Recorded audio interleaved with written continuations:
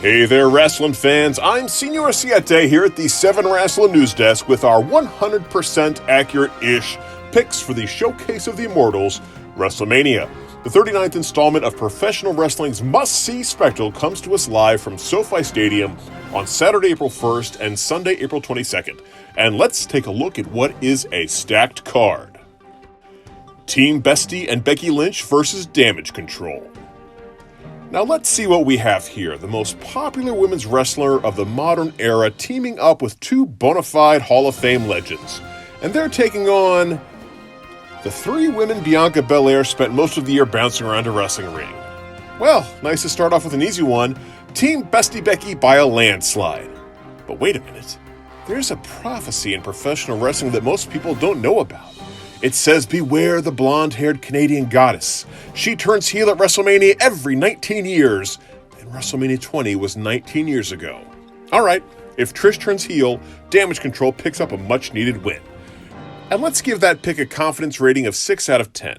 I could see them doing that turn during an upcoming tag team title match. Gunther versus Sheamus versus Drew for the Intercontinental title. Gunther always gets me. I see he has a match slated for show, and I think, oh, that'll probably be pretty good. Then it tends to be amazing. The same was true for his Clash at the Castle battle against Sheamus. Yeah, Sheamus, the always good, not always great guy who's been clogging up the roster for years. And they killed it. Well, not this time. You're not getting another one over on me, Gunther. So this triple threat is my sleeper pick for match of the weekend. How confident are we that this will be the match of the weekend? 8 out of 10. How confident am I that Gunther will leave with the Intercontinental title around his newly trimmed waist? A 9 out of 10. He's having an amazing run, and while I do think he'll eventually be a world title contender, the belt needs to come off of him in a one-on-one match. The Women's Showcase Tag Team Match. Hey look, we have more than 2 women's tag teams. Seriously. No, you don't.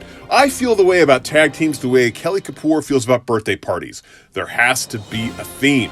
There has to be matching outfits and a team name.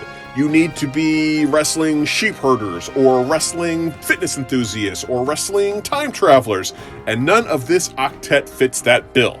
Anyhow, I'm sure this is all just an excuse to get Ronda Rousey on the show and make her and Shayna Baszler the number 1 contenders. And we'll rank that an 8 out of 10 on the certainty scale. John Cena versus Austin Theory for the US title. For the first time since Sin Cara versus Sin Cara, we have the living version of the Spider-Man pointing at Spider-Man meme. It's Vince McMahon's chosen boy versus Vince McMahon's chosen boy, as A-Town Down squares off against the face that runs the place, and it's tough to pick a winner. Returning babyface legends tend to beat heels. But the United States title is on the line, and I can't imagine Cena sticking around to defend it. But Austin Theory is still young enough and a work in progress enough that just being in the ring with Cena is a rub enough. But Cena's whole thing this day is giving back. Heck, his whole storyline in the new WWE video game is all about his famous losses. So let's flip a coin and say Austin Theory wins, if for no other reason because it's a title match. I'll give our confidence level on this one a 5 out of 10. Sami Zayn and Kevin Owens versus the Usos, the unified tag team title. Well, it took them long enough, but this little gem is finally ready to go. And to be honest, I'm kind of torn on how this one is going to work itself out. After such a dominant period, it doesn't make sense for the Bloodline to lose all of the titles over a single weekend. And I could imagine this main eventing night 1 with Roman Reigns costing Zayn and Owens the titles, only for Cody Rhodes to come to their rescue, ending with an epic face-off leading into night 2. But Roman doesn't really come to the Usos' aid. It's the other way around. And rumors have it that the Charlotte-Rhea Ripley match will main event the first night. And my scenario only works out if it's the last thing we see as the copyright logo rears its ugly head. So, I guess if I have to pick, and that's literally why you're here, I'm going with the Usos stealing this one. And on the confidence meter, I'm giving this prediction a 1 out of 10. Omos versus Brock Lesnar. Lesnar wins, 10 out of 10. Bianca BelAir versus Asuka, Raw Women's title. Oof, the build to this thing has been rough. It's done a better job of getting me excited to see Chelsea Green and Carmella teaming up than it has watching these two wrestle. Oof, if they're going to be a tag team, they're going to need a name. Carchella? Shelmella? There, see, I'm getting distracted again. That's how bad this build has been, which is a crime, because Bianca BelAir has quietly held a singles title for nearly a year. Has Roman Reigns' run made us forget how impressive that is in this day and age? And it's also a crime because both Bianca and Asuka are amazing talents, and this match, if it isn't the second to last match on night one, has the potential to be awesome. So I'm going to say Bianca BelAir goes for a ponytail whip, Asuka ducks it and hits her with the blue Kool-Aid mist and picks up the win. Not confident about this at all, let's give it a 2 out of 10. Rey Mysterio versus Dominic Mysterio. I could take or leave Dominic Mysterio's in-ring ability, but you have to admit that his character work has been next level. Ex-Con Dom is one of the funniest and easiest to despise characters we've seen in a long time. Pity whoever has to follow this act because SoFi Stadium is gonna be rockin'.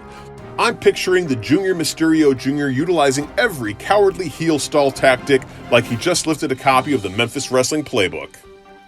And after Rey has defeated his son, Dominic will get to rant and rave about how his father hit him. It'll be glorious. Hopefully they'll find a way to get Vicky Guerrero involved. That said, I could still see Dominic playing on his father's sympathy to steal a roll-up win. But I'll stick with Rey and give my confidence a 6 out of 10 because I think Dominic will get a chance to celebrate in the next match we're about to talk about. Charlotte versus Rhea Ripley, SmackDown Women's Title. Did you know Charlotte Flair has not wrestled on a premium live event since winning the SmackDown Women's title from Ronda Rousey? Have you noticed? Have you cared? Neither have I. It truly feels like Charlotte is holding it just to pad her title numbers and get it ready for the next person. Now, I'm not sure what it means for Judgment Day if Rhea wins a SmackDown title, but it's clear that division is floundering. It would benefit from a top star like Ripley. How confident are we in Mommy's ascension to the throne? Let's say a 9 out of 10. Bray Wyatt versus Bobby Lashley, Ookie Spooky match. Is this even happening? Just have Bobby squash Eric Rowan in a Mercy the Buzzard costume. I don't know.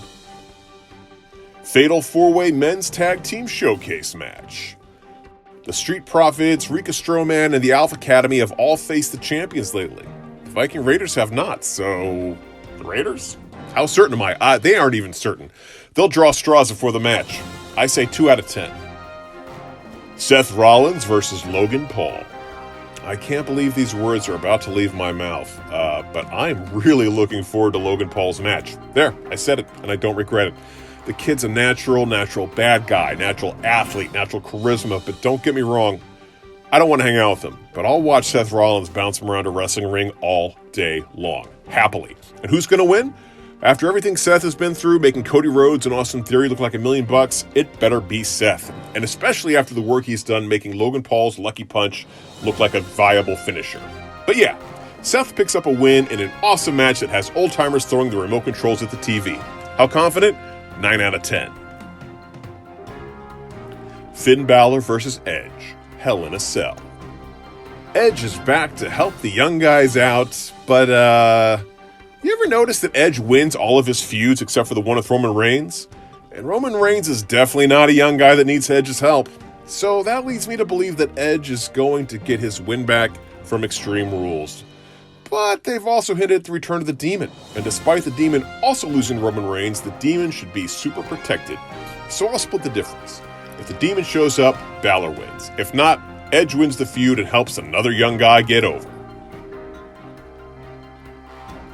Roman Reigns versus Cody Rhodes, Unified Championship. Alright, the main event of Sunday evening, the head of the table, the tribal chief, etc. versus the American Nightmare, the guy that goes from undesirable to undeniable, etc. And the question is, will Cody Rhodes finish the story? The story of winning the WWE World title that was denied to his father so many decades ago. Part of me says, of course, that's how Wrestlemanias end, with good guys triumphing over evil. At least that's how they used to end.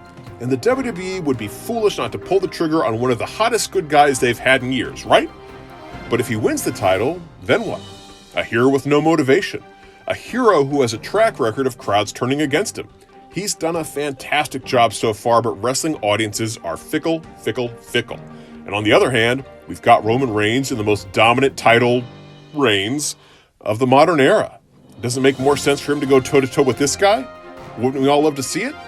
At the end of the day, for me, it all comes down to finally having a contender who is ready to beat Reigns, be the face of the company, and have a world champion that shows up on TV more than once a month. So, as much as I'd love to see a couple other options, Cody should take it. I'm not mega confident on this, but I'll give it a 7 out of 10. Well, there are our predictions. What did I get right? What did I get wrong? Let me know in the comments section. Also, please like this video and subscribe to the channel if you enjoyed this video. Until next time, I'm Senor Siete for Savin Rasslin. Bye-bye!